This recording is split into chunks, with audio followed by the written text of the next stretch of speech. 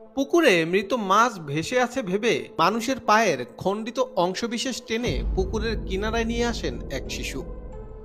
পুকুরের পাড়ে তুলতেই বুঝতে পারেন এটি কোনো মাছ নয়, বরং মানুষকে হত্যার পর তার লাশ টুকরো করে ফেলে দেওয়া হয়েছে পুকুরে।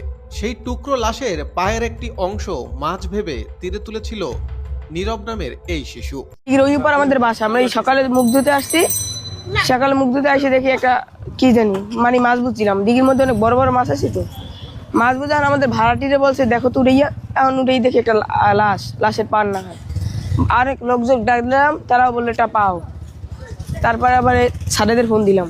পরবর্তীতে জাতীয় জরুরি সেবা 999-এ ফোন করলে পুলিশ এসে পুকুরের বিভিন্ন জায়গা থেকে পলিথিনে মোড়ানো আরও প্রায় 4টি টুকরো শরীরের বিভিন্ন অংশ উদ্ধার করে।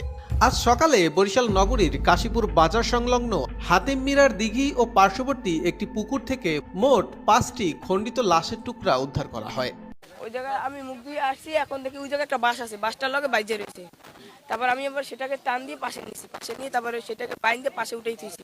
এখন যে পাশে চাষ করতেছে, চাষ করার সময় আপনার পাশে একটা পুকুর আছে, ওই পুকুরেও দেখতেছে আরো 3-4টা অংশ এরকম দেখছে। দেখার পরে আইসা উঠাইছে, উঠাইয়ে দেখে যে অংশ আবার একটা পলিথিন ভরা। আপনার ওটা ধারণা করা যাইতেছে যেমন একটা কলিজা অথবা পেডি টেডি এরকম কিছু হবে। তারপর ওটা উঠাইছে, উঠাইয়ে পরে আবার ডুবুরি আনছে, ডুবুরি এনে সাজ দিয়েছে, ডুবুরিরা কিছু পায় না, এবং কি জেলে দিয়ে আইনে জাল টানাইছে, জেলেরাও কিছু পায় না। দীর্ঘদিন পর আজকে প্রায় 15-20 বছরে আমি এই ধরনের ঘটনা দেখি নাই। এই এলাকায় যথেষ্ট শান্তশিষ্ট এলাকা এবং আন্তরিকপূর্ণ ভদ্র এলাকা। যাই হোক, আজকে সকাল থেকেই এইভাবে দেখতেছি যে প্রথম বড় পুকুরে একটা হাড় পাইলো, তারপর এইখানে পাইলো।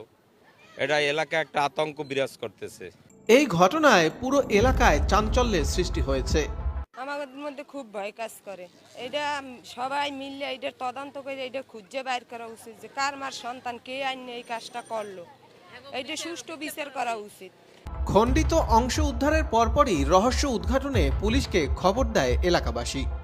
পুলিশ ও ফায়ার সার্ভিসের ডুবুরির দল নিয়ে ওই দিঘি সহ পার্শ্ববর্তী আরও একটি পুকুরে অভিযান চালানো হয়। পুলিশ বলছে হত্যাকাণ্ড ঘটিয়ে শরীরের খণ্ডিত অংশ পলিথিনের ব্যাগে ভরে নির্জন এই দিঘিতে ফেলা হয়েছে। আরও 4 টুকরা পাই, হাত এবং পায়ের অংশ পাওয়ার পর সেগুলো আমরা ছুরুথাল করে আমরা মর্গে পাঠিয়েছি ময়নাতদন্তের জন্য। তবে তার বডির অংশ পাওয়া যায়নি বা চেহারাও পাওয়া যায়নি। ধারণা করা হচ্ছে যে বাহির থেকে কেউ টুকরা টুকরা করে এই নির্জন স্থানে। সন্ধ্যার পর নির্জন থাকে হাতিম মিরা দিঘির আশপাশের এলাকা। রোববার বিকেল পর্যন্ত ওই এলাকায় কোনো নিখোঁজ সংবাদ নেই বলে জানিয়েছে পুলিশ। তবে সিসিটিভি ক্যামেরার ফুটেজ বিশ্লেষণ করে